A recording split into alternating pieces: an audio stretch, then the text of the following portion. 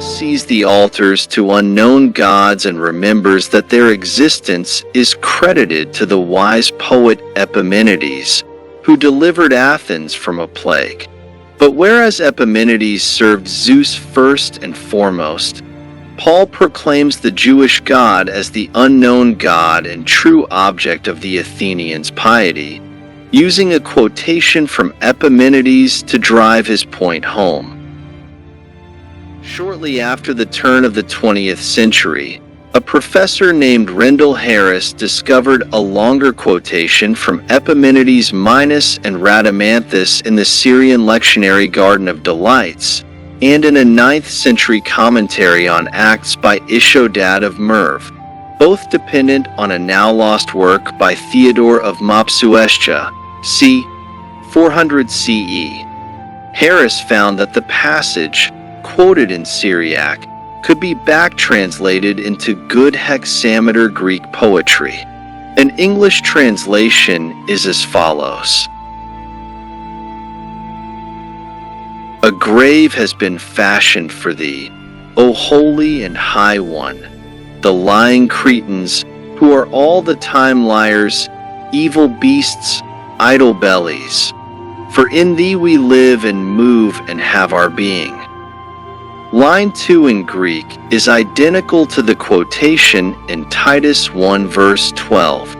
However, the passage was quoted by Ixodad as the source of Acts 17:28. Let's look at that verse in context. While Paul was waiting for them in Athens, some Epicurean and Stoic philosophers debated with him. Some said, "What does this babbler want to say?" Others said, "He seems to be a proclaimer of foreign divinities."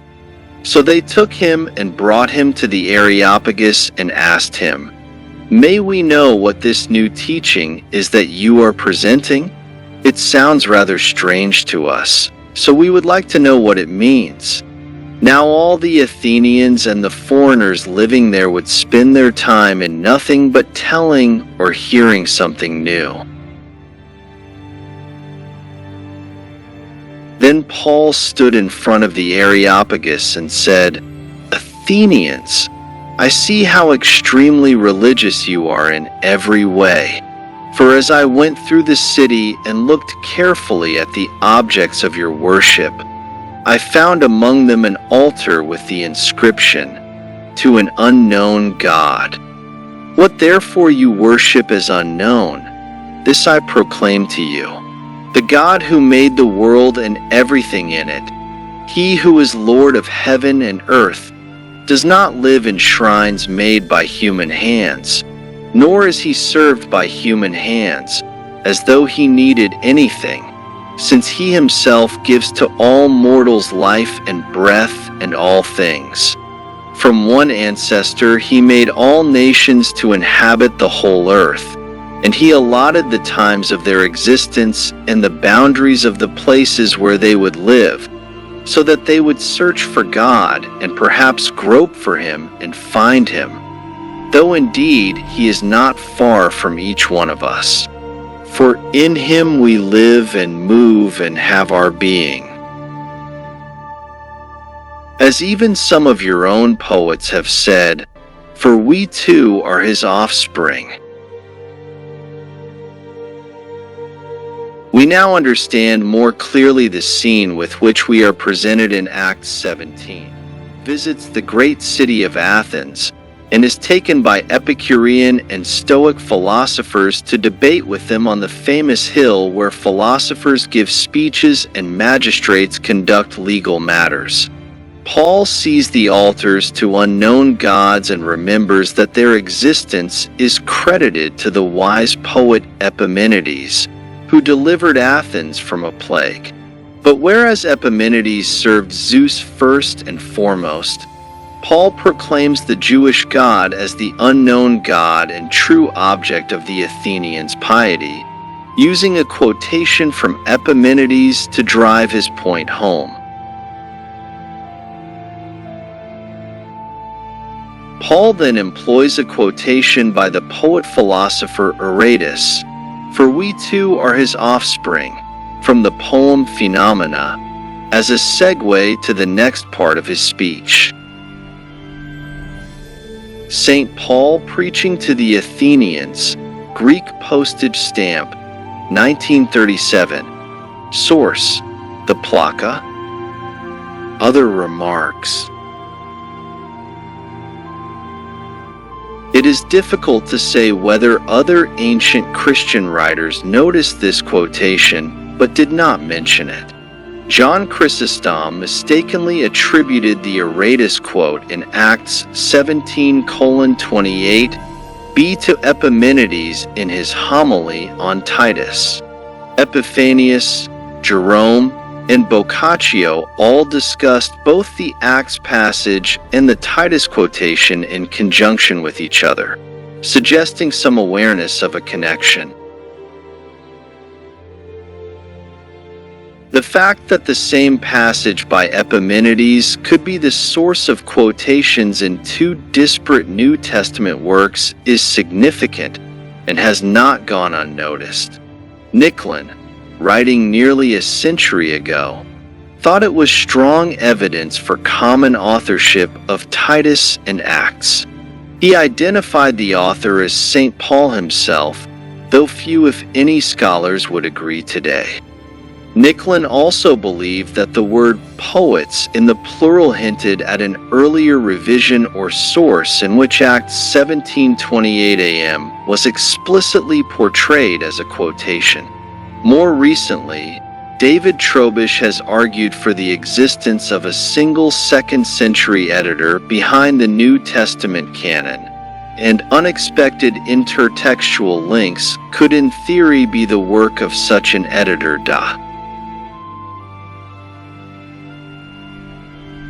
I should note that although the identification of the quote in Acts 17:28 AM with Epimenides is doubted by a few scholars, it seems to have received broad acceptance. The Acts Seminar Report calls it a probable allusion to Epimenides. The NRSV and some other translations put the line in quotation marks to indicate someone is being quoted. The Jerusalem Bible and the NIV both explicitly attribute the line to Epimenides in a footnote. Who was Epimenides? Epimenides was a Greek poet and seer from Knossus on the Isle of Crete.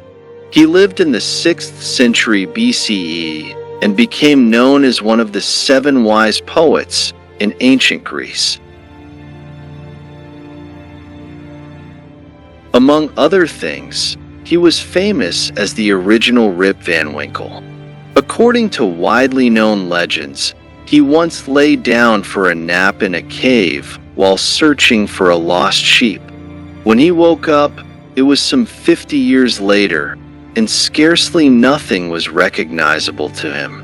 He soon gained renown as a favorite of heaven, and was thought to have received divine revelation from Zeus during his sleep.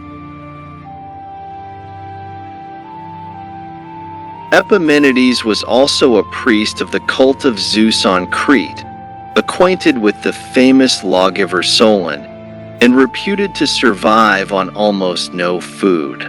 He was known as a seer or prophet, but according to Aristotle, he only practiced divination about the past, not the future. The deliverance of Athens.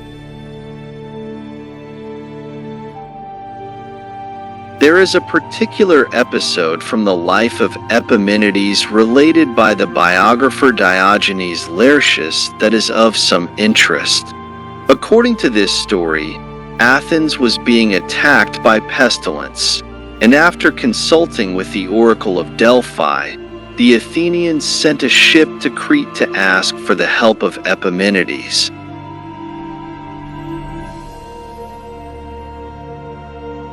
Epimenides agreed to help the Athenians.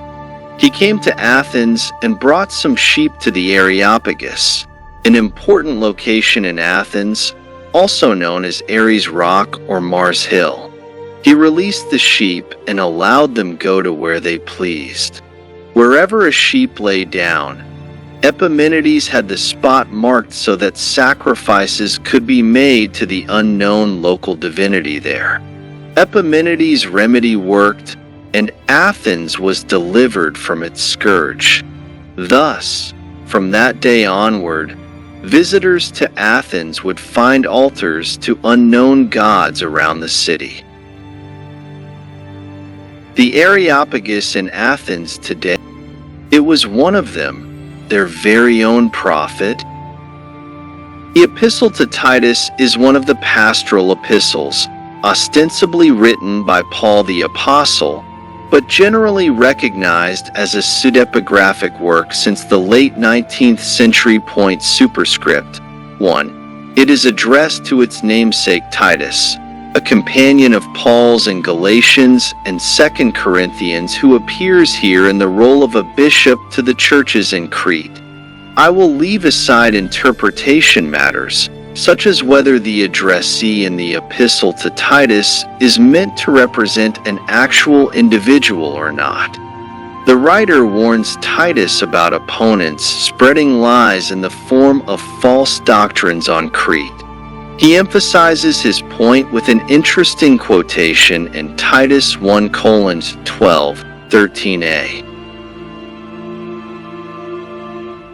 It was one of them, their very own prophet, who said, "Cretans are always liars, vicious brutes, lazy gluttons." That testimony is true.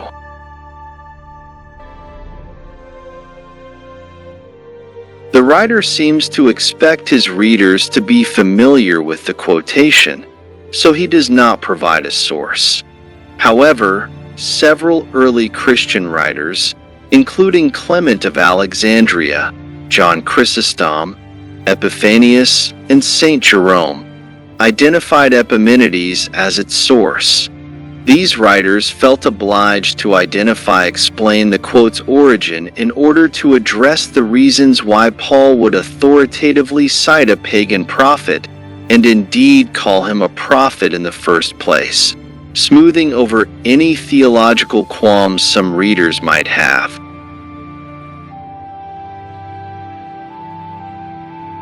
Since none of Epimenides' works have survived to the modern age, it is mainly thanks to the patristic writers that we know the origin of Titus 1 verse 12. Its exact context and the title of the work in question have long been a mystery. However, Jerome called it Oracles of the Poet of Crete, while John Calvin referred to it as concerning oracles. One possibility regarding its context is suggested by another ancient poet, Callimachus, who paraphrased Epimenides in his own hymn to Jupiter. The Cretans, prone to falsehood, vaunt in vain, and impious, built thy tomb on Dict's plain. For Jove, the immortal king, shall never die, but reign o'er men and gods above the sky.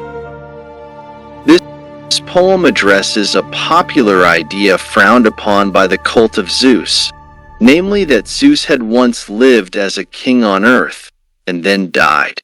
In fact, there was even a tomb on Crete that some claimed was that of Zeus.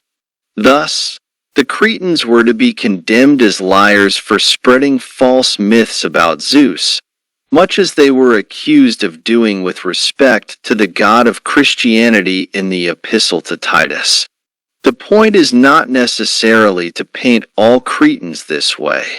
Rather, as Lawler puts it, it was a sort of rhetorical generalization based on a single fact, an allusion to a specifically religious heresy. St. Paul Preaching in Athens, by Raphael, 1515.